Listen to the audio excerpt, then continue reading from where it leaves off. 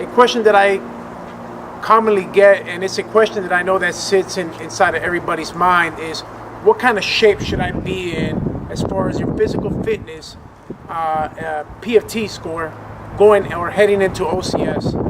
And the goal of today's video is to kind of explain the PFT score that you should have based upon the recommendations of Officer Candidate School. But before I head into that, let me kind of explain a little process called induction. Induction at Officer Candidate School happens about 2 or 3 days upon checking in. You're going to have to run a physical fitness test. At that time, you got to meet a minimum score in order to begin training. Okay, that minimum score that you need to be aware of is a 220. A 220. On top of achieving a minimum score of a combined score of 220 in your physical fitness test, there are minimum scores that you have to receive on each individual event. For example, for males, and I have the scores right here, for males, you have to achieve a minimum of 8 pull-ups. For females, you have to achieve a minimum of whatever pull-ups I put in another video. You should check it out. It talks about the female, specifically the female pull-up version.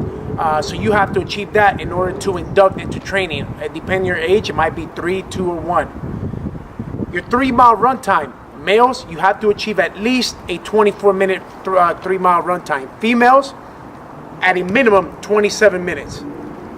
Crunches, both females and males, you have to achieve 70 crunches in under 2 minutes to achieve a score enough to allow you to induct into Officer Candidate School. Now, keep this in mind. If you achieve the minimum on each event that I just mentioned, that's under a 220 anyway. So at a certain point, one of those events has to be higher.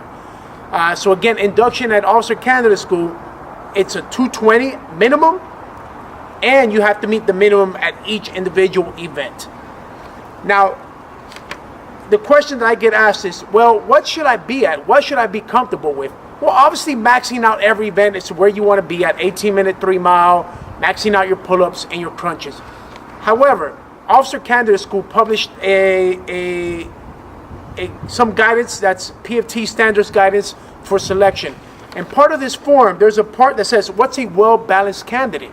And what I wanted to share with you is what Officer Candidate School determines is a well-balanced candidate heading into Officer Candidate School. So if you can hit these benchmarks, I think you can be okay as the training begins. Males, you should be doing over 15 pull-ups. You achieve that, OCS determines that you can do okay during the training and not struggle that much. Females, over 4 pull-ups. Males, under 22-minute run time. So if you achieve a 2140, you can be okay going through the training that OCS is going to put you through. Females, 25-20. That's the goal you should be shooting for. 25-23 mile run time or faster. Crunches, males, you should be doing at least 95 crunches. Females, 88. And the cumulative score that they're looking for, OCS, that makes a well-balanced candidate is at least a 240 score.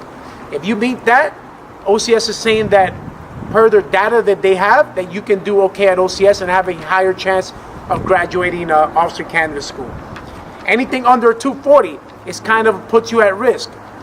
For example, they're saying males, anything under 12 pull-ups, now you're going to have a tougher time than your peers. Females, anything under 3 pull-ups.